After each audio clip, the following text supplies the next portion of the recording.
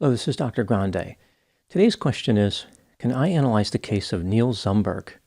Just a reminder, I'm not diagnosing anybody in this video, only speculating about what could be happening in a situation like this. If you enjoyed this video, please like it, subscribe to my channel, and consider supporting me on Patreon. I will put the link to Patreon in the description for this video. First, I'll look at the background of this case, move to the timeline of the crime, then offer my analysis. Neal Curtis Zumberge was born on January 20, 1957, and lived in Minnesota. He was married to a woman named Paula, and they had 3 children. In 1997, the family moved to a house on Knollwood Drive in New Brighton, Minnesota. This is a suburb of Minneapolis. Across the street lived a truck driver named Todd Stevens, his longtime girlfriend, Jennifer Clevin, and her son, Ryan. At first, Neal and his family seemed to get along with their neighbors. For example, Neal's son Jacob would hang out with Jennifer's son Ryan.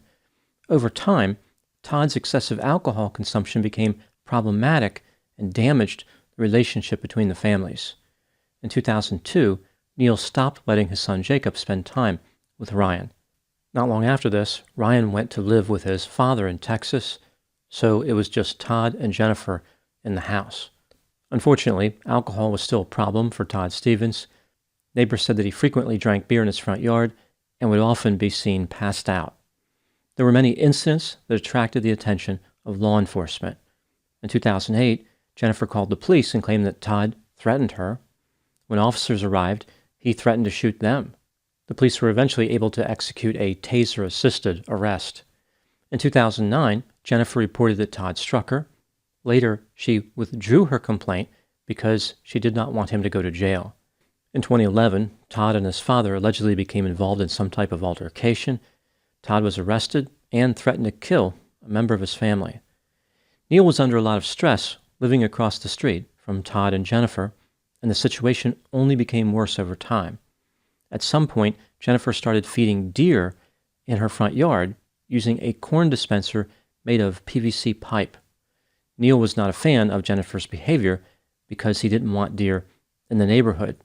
He wanted them to join the realm of the dearly departed. Neal was concerned that the deer would increase the quantity of deer ticks in the area.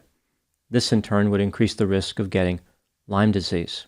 Neal contacted the city and begged for deer life, but they could not or would not intervene.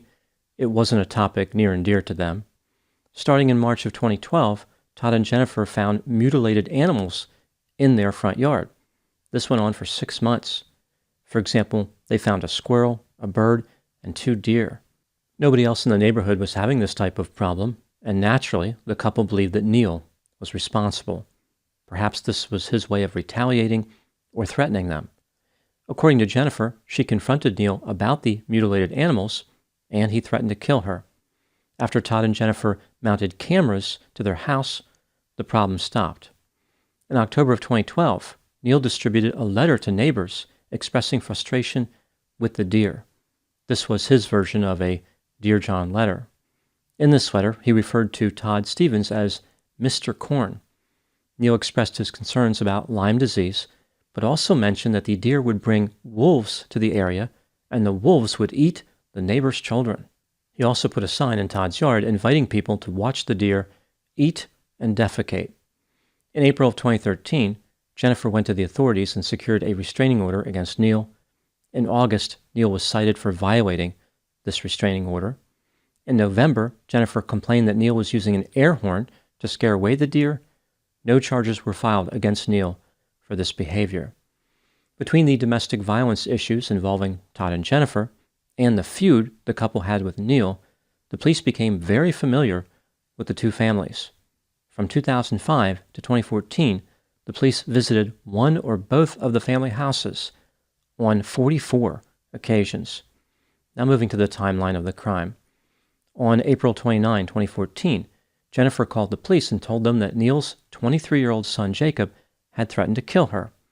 The police told Jennifer that if she saw Jacob, let them know, and they would place him under arrest. On May 5, 2014, Jennifer spotted Jacob at a bar and notified the police. When they arrived, they arrested Jacob, which prompted his brother, who was also at the bar, to call Neal's wife Paula and inform her about what was going on. At about 8:30 p.m., when Paula saw Jennifer come home, she walked down to the end of her own driveway and yelled across the street to her. Neal witnessed this confrontation by looking through his living room window. He could see his wife Paula yelling at his neighbor Jennifer. As this yelling across the street continued, Todd Stevens came out of his house and stood next to his girlfriend Jennifer. He was unarmed at the time. Neal retrieved a Browning 12-gauge semi-automatic shotgun, which was already loaded with 4 shotgun shells containing buckshot. He exited through a window of his house and moved to the corner of the house. Neal pointed his shotgun at Todd and Jennifer and fired 4 times from 145 feet away. Todd was struck 3 times and collapsed in the front yard of his house. Jennifer was struck once and made it into her house, where she called 911. She explained what happened and identified the shooter as Neal Zumberge. The police arrived and discovered that 46-year-old Todd Stevens was dead. Jennifer was taken to a hospital and survived. She claimed that Neal's wife, Paula, encouraged Neal to fire the shotgun as the shooting was happening. The police set up a perimeter around Neal's house, thinking that maybe he was going to continue shooting. He ended up calling 911 and saying that someone had been shot in front of his house.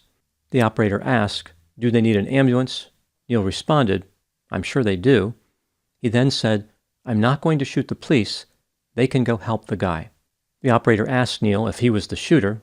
He responded, "I'm not going to say anything." Eventually, he mentioned how he wasn't going to surrender to the New Brighton police, implying that they were incompetent and out to get him.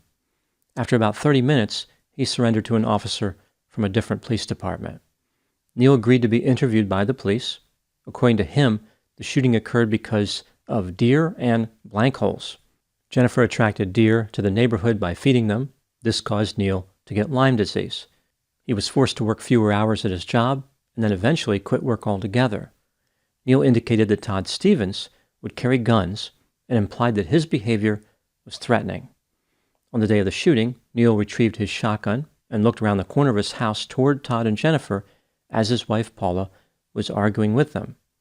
He claimed that he had the ability to read lips because he grew up with a brother who was hearing impaired. Even though he was about 145 feet away from the couple, Neal could see that Todd was saying, quote, "I'm going to kill that blanking blank," unquote. This was a reference to Neal's wife Paula. At this point, Todd Stevens reached for his belt. This was alarming to Neal because he knew that, on other occasions, Todd had carried a gun on his belt.